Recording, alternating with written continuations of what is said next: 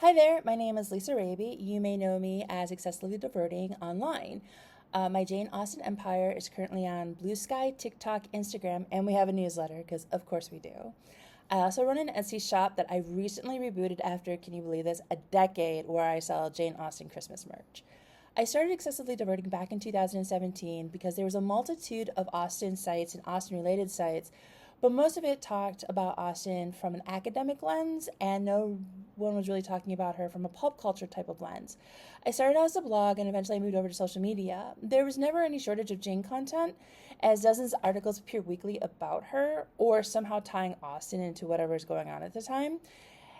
And can we talk about the memes? Like, hell yeah to the memes, and also hell yeah to the hand flex. I know a lot of you probably had that GIF, right? Am I right? Yeah, I know I'm right. Um, in my notes, I wrote that I didn't know when I became a Janite, but I'm gonna bet it was probably sometime around the early 90s, and most definitely I had 1995 on DVD box set. So I remember for my birthday in 97 or 98, um, I ate Black Forest cake, which was my birthday cake of choice that year, and watched Pride and Prejudice with, Darcy coming out of the lake all hot and sweaty and wet and all that good stuff. But, anyways, so for at least the last 30 years, Jane has always been a part of my life. I have been reading her. I read all of her books at least once a year. The fan fiction, watching the movies, Pride and Prejudice 2005, which is my favorite, by the way. I have watched anywhere between 3 to 6 times a year. Easy. I have it on my iPad. I have it on my phone. I have it on my desktop. I have it. I actually bought a copy on Amazon, so in case I can't get access to my digital files, I can always have it on Amazon. I am obsessed with the 2005 soundtrack, so yeah, Jane's a big part of my life. And I also have Obstinate Headstrong Girl tattooed on my right wrist. So you may have figured that I'm definitely Team 2005. I also really, really love the 2022 version of Persuasion that was on Netflix. And I know this is a cause of contention with people, but Devaney Lucer has said that the use of the word exes that Anne uses in the movie actually is not anachronistic. So take that, you naysayers. And if you have any issues with that, you can take it up with Devaney. But when it comes to Jane Austen-based stuff and the foot being put down on things, I am going to take Devaney's word off of anything. In addition to Jane, Heaving Bosom Books and Trashy TV are a few of my favorite things. I'm a librarian and a writer. I have a side hustle called Nerd Girl Industries. Lastly, but not leastly, I'm a member of good standing of JASNA, and I'm also a member of JASNA of West Michigan. So why this topic? When I first started the blog, Jane Austen's influence, like I said, is discussed from an academic lens, or about the spin-offs, or the sequels, or the adaptations that air near weekly, and it seems that talking about Jane should also influence how pop culture is, because she is so ingrained as part of our lives. And then we also have the merchandise, which I'm going to list what I have, and it's a lot. And I'm hoping that by the time this is done, that I have actually included a screenshot of the merchandise that I have. So let's hope that when you start watching this, you see that screenshot. Sorry. Anyways, so I was really interested in the idea of Jane Austen and the merchandise of Jane Austen since I own so much. And I know there's so much that is out there, but again, no one was really discussing about it. So I started thinking about it, and then I started looking around my house, and I noticed that I had the following. I have Jane Austen blanket, keychain, mugs, candle. I have 3 Funko Pops. I have 1 Jane Austen one and 1 of Lizzie and Darcy from Pride and Prejudice and Zombies. I have the lip balm. I have mints, stickers, t-shirts, scarves, jewelry, card games, video games, graphic novels. I own a lot of freaking merch. If you're a student of Jane, all right, let's backtrack here. We're going to talk about the beginning. So if you're a student of Jane, that you know that during her lifetime, her works were never published with her name on them. And it wasn't until 1817 with the with the publication of Northanger Abbey and Persuasion that her brother Henry actually put in the biographical details, naming Jane as the author. So Jane is published, and she's well regarded through the late Regency era up into the early Victorians. Excessively Diverting also talks about the Brontes, because I just love how the Brontes just hated Jane. It was great.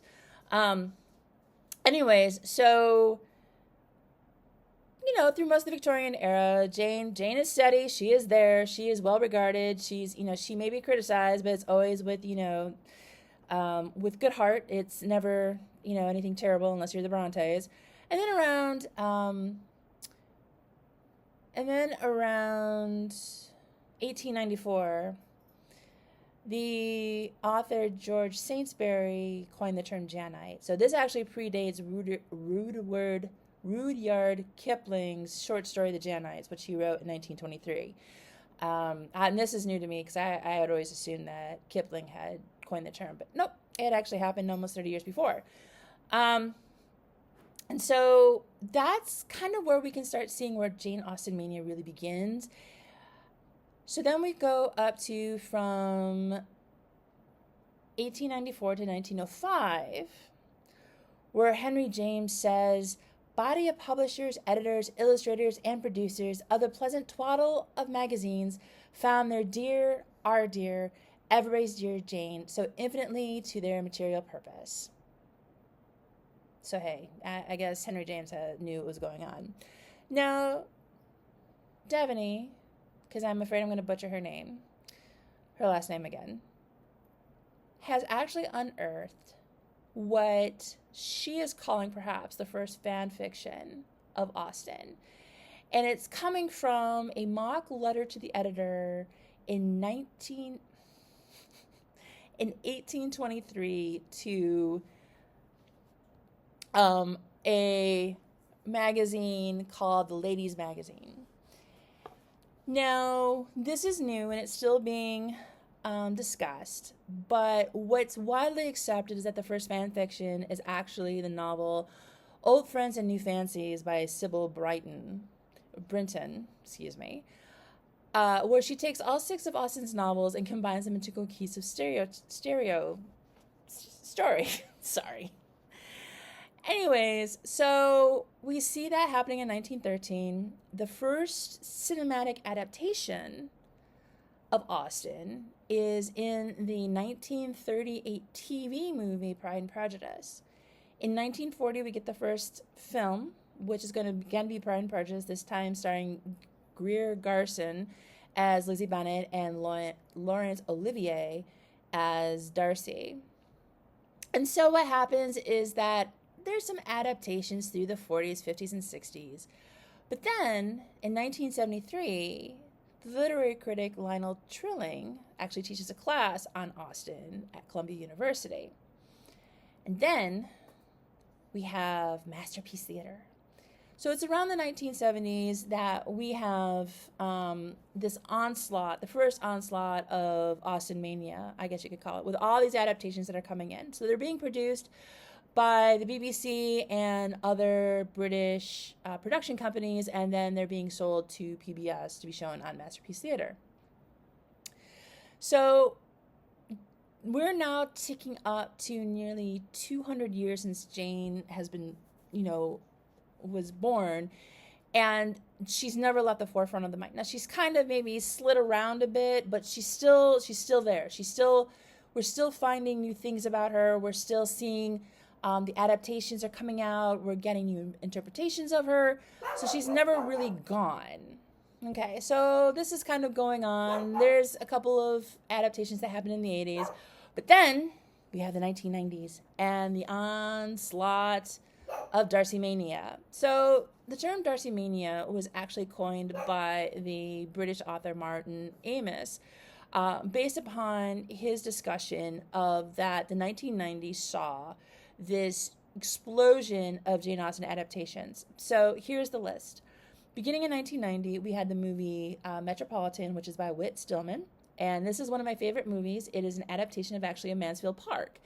I do not like Mansfield Park. I Not a fan, but I love this movie. We then, of course, have the 1995 adaptation of Pride and Prejudice. Yay!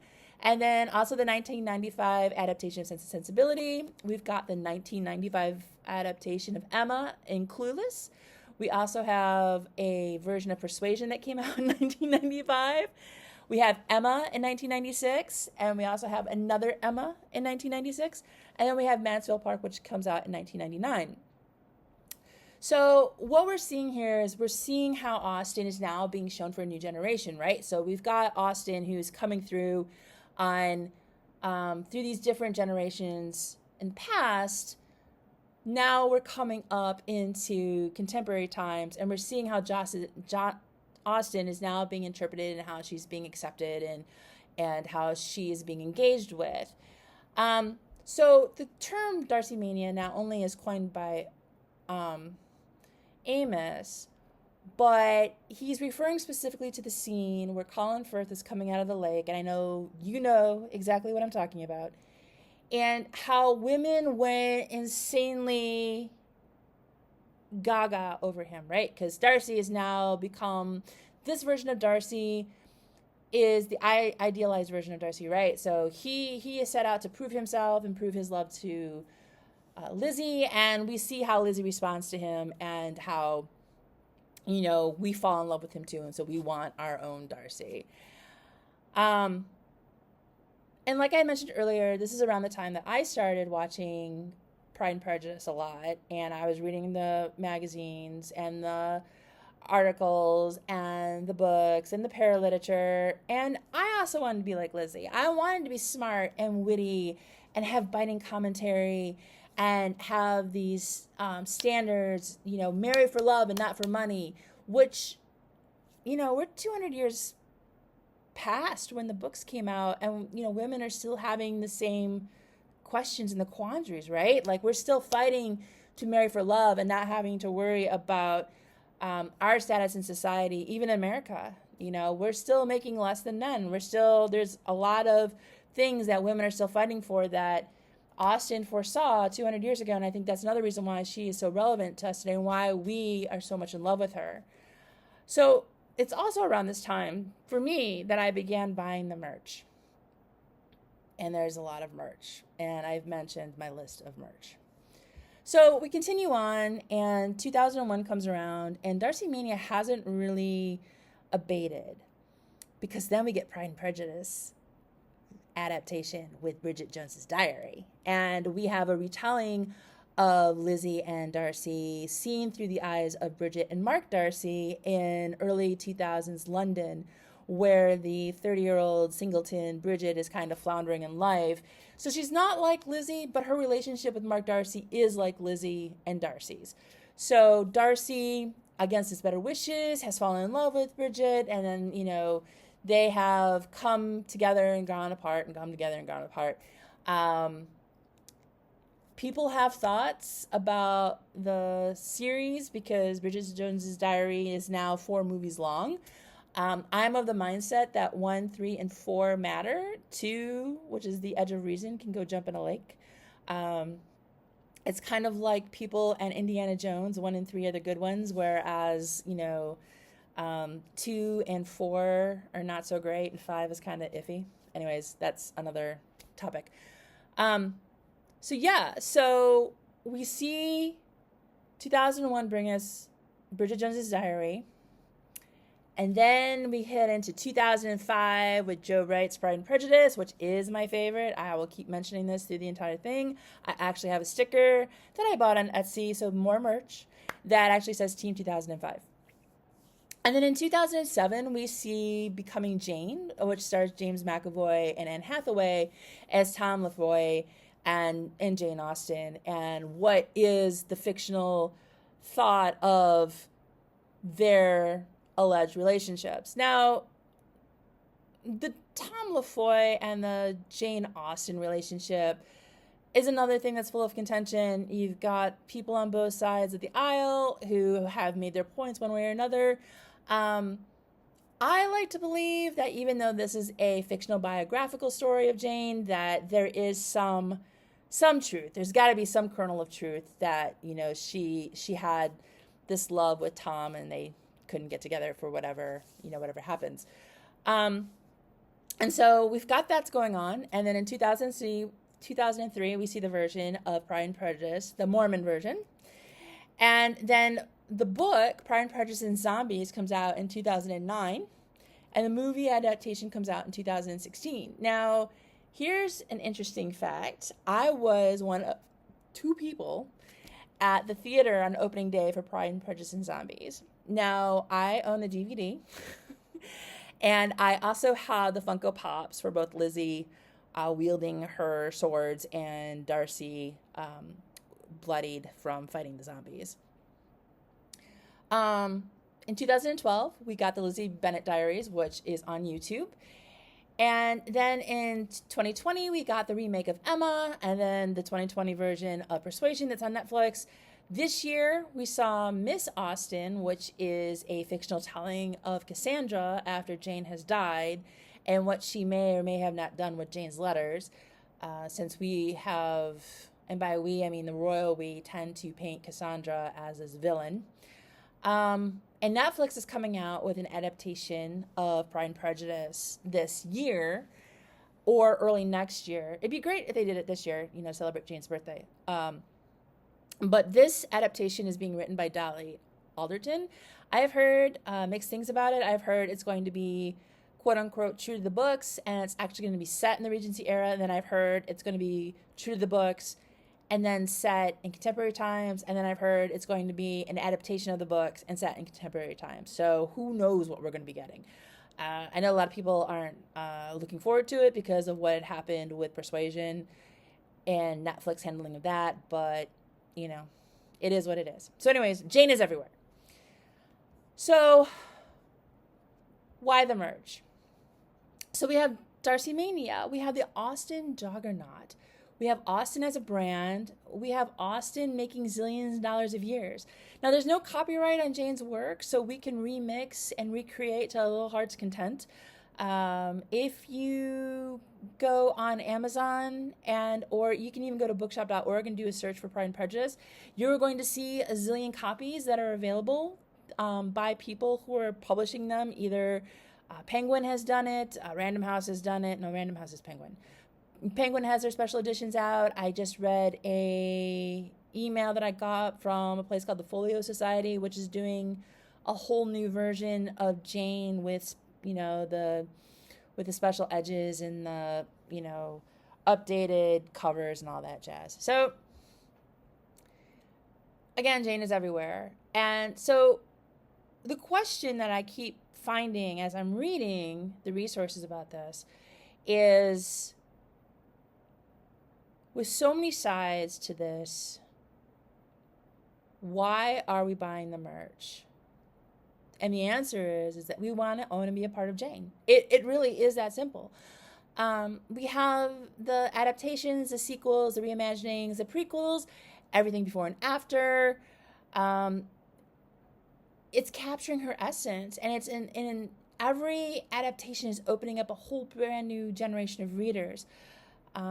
Each generation is going to cling to their version of Jane in some form or fashion. If you read any kind of pop culture or magazines that have a culture section, you may have heard that Regency Corps is here. We're looking at things like puff sleeves, empire waist mini dresses, opera gloves, ballet slippers. If you are into Regency-based home goods, you can get the wallpaper, you can do the gilded edges of furniture, you can look at opulence, you can do like all these amazing things. And so it's just surprising to me just how much Jane stuff there is that is out there. So let's talk about branding. So a brand can be identified as something that is universally recognized, something that remains true to itself, something that is unique, and something that stays true to its foundation. And at the very core, and while it seems a bit weird to me to call her this, Jane Austen is a brand. And as I said, her work is out of copyright, so we can remix and reuse and repurpose to our little heart's content. She's recognizable. You don't have to have read any of her work to not have heard of her. It's more difficult, I believe, to find somebody who has not heard of Jane Austen than to find somebody who has. So I do believe that even my brother, who is not a fan of the type of content I consume, knows who Jane Austen is. So she's recognizable. She's everywhere.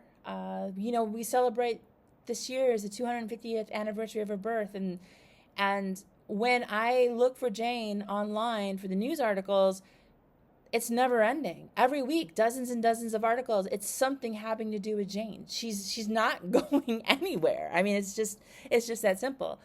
So I read this article recently on long tail economics and relating it to Jane. And the idea of long tail economics is basically the idea that you're producing goods and services for micro or niche markets.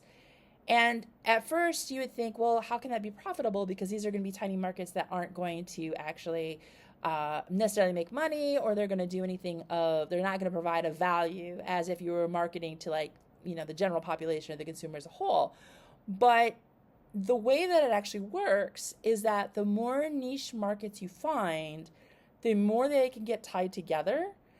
And if you're tapping into these markets, you're going to find other markets to tap into.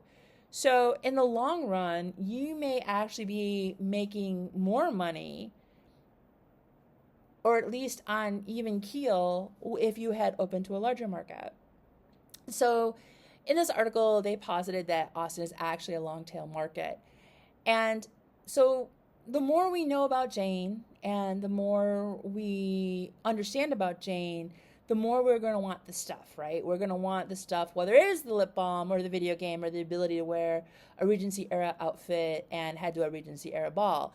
For every one thing that happens, there spawns a new Austen market. And another thing that I found that was really interesting during my research was that Austen purveyors of stuff vary from the thing they're into. So for example, somebody who's into the books and the adaptations and all that good jazz will be buying different product than somebody who's into the film adaptations. You may have somebody who's a gamer and they may not buy the lip balm or the scarves or the jewelry or whatever else I have, but they may be buying the video games and the card games and the board games. So there is always going to be some kind of niche market that Jane is going to end up aspiring to. And as each new market opens, more goods are being produced, sold, and bought. So what's making it even easier to get a hold of these Jane items is the invention of the internet, right? So you can go to sites like Redbubble or Zazzle, Etsy, or TeePublic, or any of the other sites that allow you to do on-demand production, and you can upload your design, whether it's one of the million pithy quotes that Jane has given us, or you've drawn something, or whatever the case is, you can upload it to one of these sites and you can sell it. Production is simple. Since it's on demand, you don't have to worry about the cost of having goods in storage. It is cheaper because you are not handling the production costs. It's being handled by somebody else, and they're doing it for a cut. So you're actually contributing to that marketing niche, because every time you find something that you think may be of interest as far as Jane goes, you know there's going to be a market that you can sell it at. Did I know that I wanted a mug with Pride and Prejudice on it, or a scarf that had the entire book printed on it, or that I needed to have jewelry or any of the zillion things? No, I didn't. But once I found out that it existed, I wanted it. So I'm part of that long tail marketing as well, because I am the micro niche market who wants whatever's being produced about Jane or about any of her stuff. And I have a feeling I'm not the only one.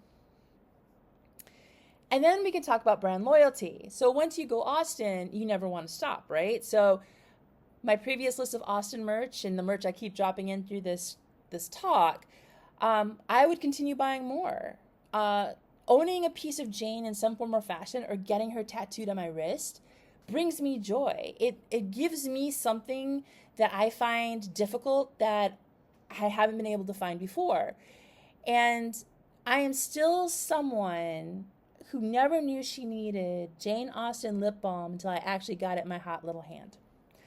So we have the merchandise, and how is the merchandise getting out there? So we have the internet, and we have people building websites, using keywords. They're driving traffic to their site or to their shop on Redbubble or Zazzle or TeePublic or wherever. So how are they getting this stuff, right? So in the early days of Darcymania, again, early days of the internet, so people mostly are congregating mailing lists, forums, communities. So they're exchanging information that way.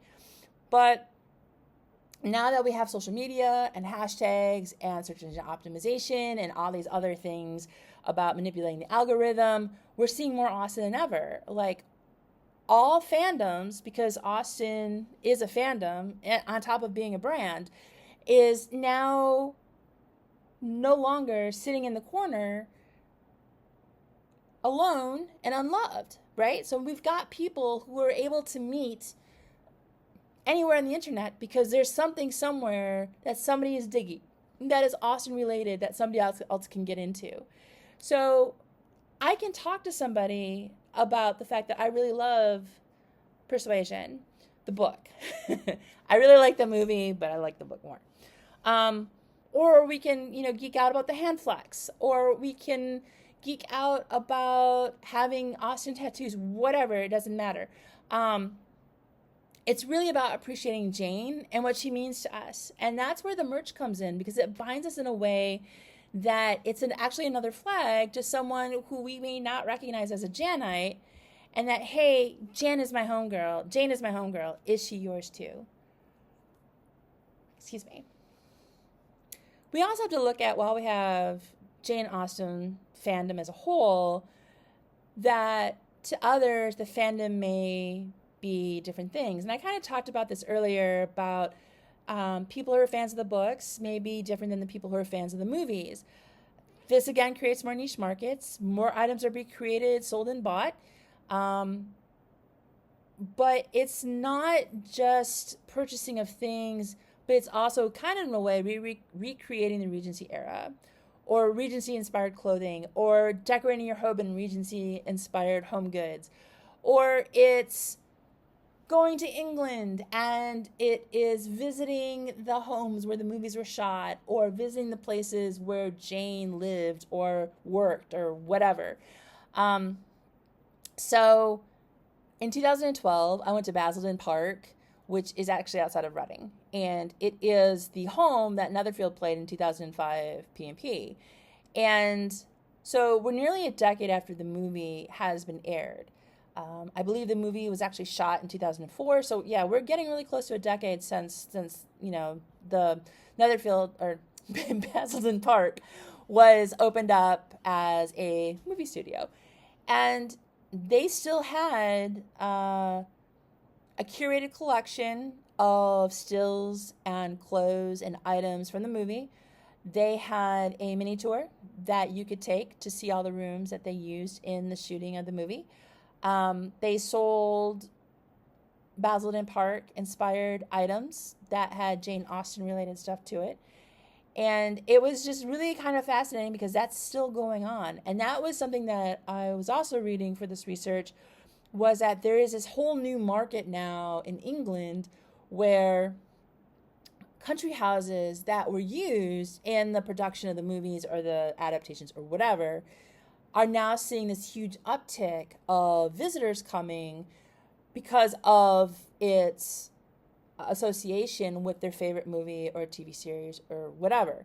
So I thought that was really super interesting that, the country homes of England are kind of falling apart because, they're hundreds of years old and they need some kind of finance to keep them up to date. And here you've got Jane Austenites, fluttering through Basildon Park because, that's where Darcy and Lizzie had done their dance.